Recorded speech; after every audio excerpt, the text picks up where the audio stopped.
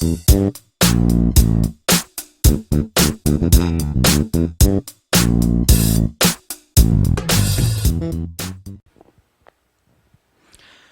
안녕하십니까. 자, 오늘 또 배우신 내용들을 다시 한번 복습하는 그런 시간을 좀 갖도록 하겠습니다. 자, 오늘은 이제 법률행위 파트에서 아주 중요한 대리에 대한 얘기인데요. 자, 대리는 항상 삼면관계, 대리인과 본인과 대리인, 그 관계를 이어주는 게 대리권이고요. 그 다음에 대리인하고 상대방 간의 법률행위를 대리행위라고 합니다. 대리행위. 그 다음에 이제 본인과 상대방의 관계를 이제 대리효과. 그래서 항상 이 삼면관계를 가지고 들어가는 건데요. 자, 오늘은 그 중에서 가장 중요한 대리권에 대한 것을 정리 좀 해보도록 하겠습니다. 자, 대리권은요, 가장 기본적으로 이 대리권의 범위를 좀 잡아낼 줄 아셔야 됩니다.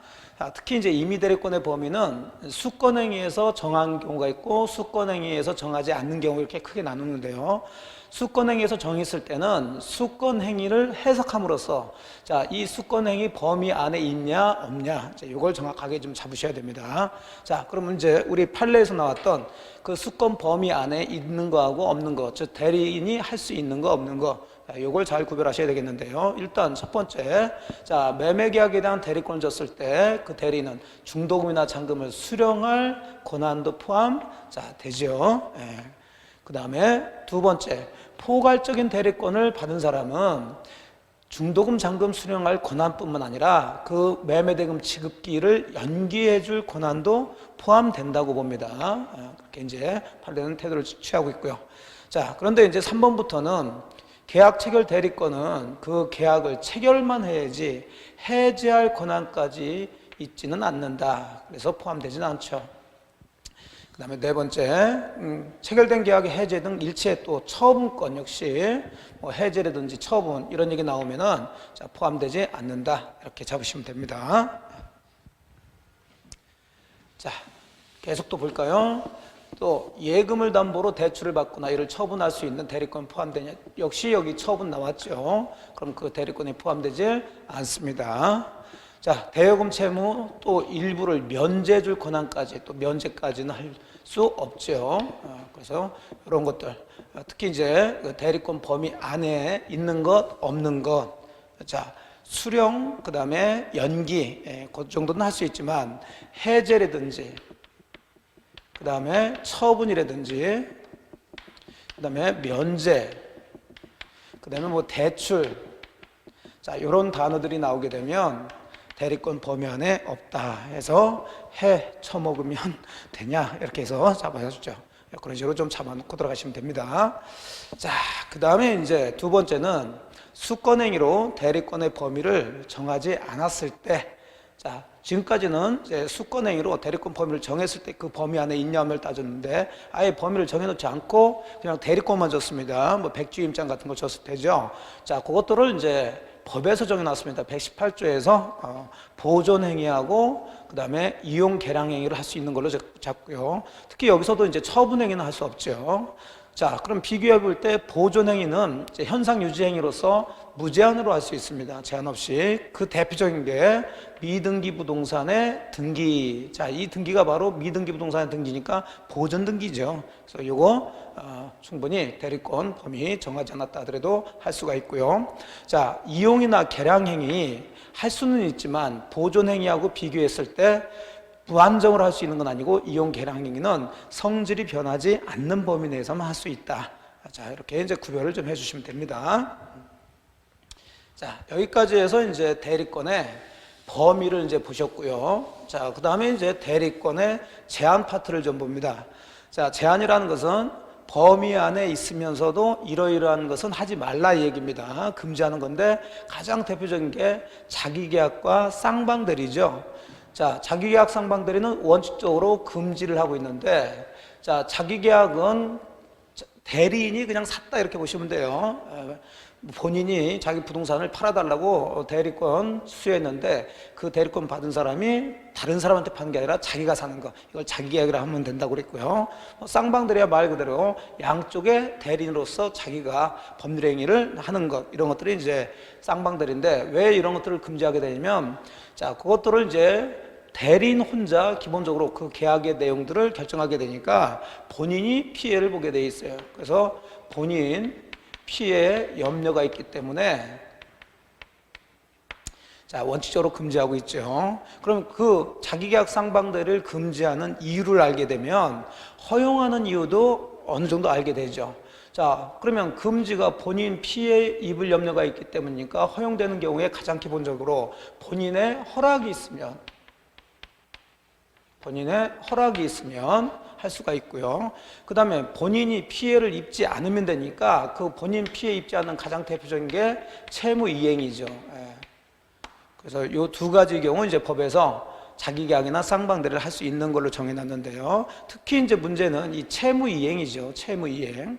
뭐 본인 허락은 이제 지문에서 그냥 써주니까 본인 허락이 있다 그러면은 할 수 있다 그러는데 이 채무이행은 본인 허락이 없더라도 할 수 있어요. 그러면 이제 시험 문제 나올 때는 이렇게 채무이행 이렇게 써주지 않습니다. 어느 게 채무이행이고 아닌지 이걸 구별하시는데 가장 대표적으로 채무이행으로서 할 수 있는 게 바로 등기 신청이에요. 소유권 이전 등기 같은 것들, 그것들은 이제 쌍방을 대리해가지고 할 수가 있다는 거 가능하죠. 그 다음에 니은번 같은 경우도 이제 우리 시험에 나왔던 판례인데요. 자, 본인이 대리인에게 채무를 진 경우 대리인은 그 채무를 자신에게 변제하는데 꼭 본인의 허락을 받아야 되냐 받지 않아야 되냐 그 얘기인데 이게 채무 이행에 해당된다면 본인 허락 없이도 할 수 있는 거고요. 이게 채무 이행이 아니라면 본인 허락 없이는 할 수 없다는 얘기인데 그럼 이 문장에서는 보시게 되면 채무자가 또 나왔고요. 자, 또 변제자가 나왔죠. 이런 것들을 이제 지문에서 잘 파악을 하시면 금방 이제 찾아낼 수 있는데 결국은 채무를 변제한다는 것이 채무를 이행한다는 얘기니까 이건 본인 허락이 없다 하더라도 가능하다 이렇게 잡아낼 수 있습니다. 자, 우리 시험의 특징이 바로 이런 것들이에요. 자, 그런데 디귿처럼 부동산 입찰 절차에서 동일한 물건에 대해서 이해관계가 다른 두 사람 이상의 대리인. 자, 이게 쌍방대리가 되는 거죠. 자, 입찰 절차는 양쪽 당사자가 다 같이 같은 물건을 낙찰받을 수가 없어요. 이해관계가 대립이 되죠. 그럼 한쪽은 낙찰받으면 한쪽은 못 받게 되는 이해관계가 대립되게 되니까 본인한테 누군가 피해를 볼 수 있으니까 이런 것들은 하면 안 되는데 그 대리인이 한 입찰 행위는 무효가 되겠죠. 이것도 자주 나오는 우리 판례가 됩니다. 자, 그래서 자기계약 쌍방대리 잡으시고요. 할 수 있는 것 없는 것 잡으시면 됩니다. 그 다음에 이제 또 대리인이 여러 사람일 때 이건 뭐 어려운 건 아닌데 대리인이 수인일 때 우리 법에서는 원칙적으로 공동으로 하느냐 각자 하느냐 그 얘기인데 원칙은 각자 하면 되는 거죠. 예. 근데 예외적으로 법에 공동을 하라고 정해놨거나 아니면 본인이 수권행위에서 꼭 같이 해라 이렇게 묶어놨으면 이제 공동으로 대리하면 되죠. 그래서 뭐 요 정도 잡으시면 됩니다. 이 부분에서는. 자, 그 다음에 이제 대리권의 마지막 파트죠. 자, 지금 대리권을 보고 있는데 지금 두 가지 보셨어요. 대리권의 범위 보셨죠? 그 다음에 대리권의 제한, 그 다음에 대리권의 소멸. 이렇게 공부하시면서 좀 크게 목차를 좀 잡으면서 이제 공부하시면 거기 정리가 돼요. 자, 마지막 대리권 소멸은 어떻게 해야지만 소멸되느냐 소멸 사유인데요. 먼저 법정 대리권, 임의 대리권에 공통적으로 소멸되는 거. 자, 일단 본인은 한 가지밖에 없네요. 본인 사망이 되죠. 본인 사망. 그래서 본사 이렇게 이제 외우시면 되겠고, 자, 나머지는 이제 2번 대리인에 대한 건데, 자, 대리인도 역시 사망을 하게 되면 자, 법정 대리권이든 임의 대리권이든 그대로 없어지게 되고요. 자, 그 다음부터가 이제 문제가 되는데 대리인의 성년 후견 계시죠. 즉 정상적이었던 대리인이 자, 정상적인 대리인이 성년 후견 개시를 받아서 피성년 후견이 됐다. 그러면 대리권이 없어집니다. 주의할 것은 자, 같은 제한 능력자지만 대리인이 한정 후견 개시를 받았을 때, 즉 피한정 후견이 됐을 때는 그건 대리권 소멸 사유가 아니라는 거예요. 성년 후견 개시 받았을 때만 대리권 소멸 사유고요. 그 다음에 이제 파산당했을 때, 그때 이제 그 대리권 소멸 사유입니다. 자, 그러면 이것은 단순히 어떻게 외우셔서 들어가셔도 되니까 작년에도 이제 이 부분에서 정답으로 나왔는데요. 그래서 본사 하시고 대사, 어쨌든 사망은 본인이든 대리인든 다 사망하면 소멸됩니다. 자, 이 두 가지는 이제 대리인에 대해서만 해당되니까 대리인만 잡아서 대성파 해가지고 외우시면 돼요. 그래서 본사, 대사, 대성파 들어 하시면 되겠죠. 자, 그 다음에 두 번째는 임의대리권의 특유한 소멸사유가 있어요. 임의대리권에만 소멸되는 소멸사유가 있는데 두 가지가 있습니다. 원인된 법률관계 종료가예요, 종료. 그 다음에 이제 임의대리라는 것은 본인의 수권행위에 의해서 대리권이 소유된 거니까 다시 본인이 수권행위를 철회하면 되겠죠. 이제 당신은 대리인 하지 마세요. 예. 철회. 자, 이 두 가지는 임의대리권의 특이한 소멸입니다.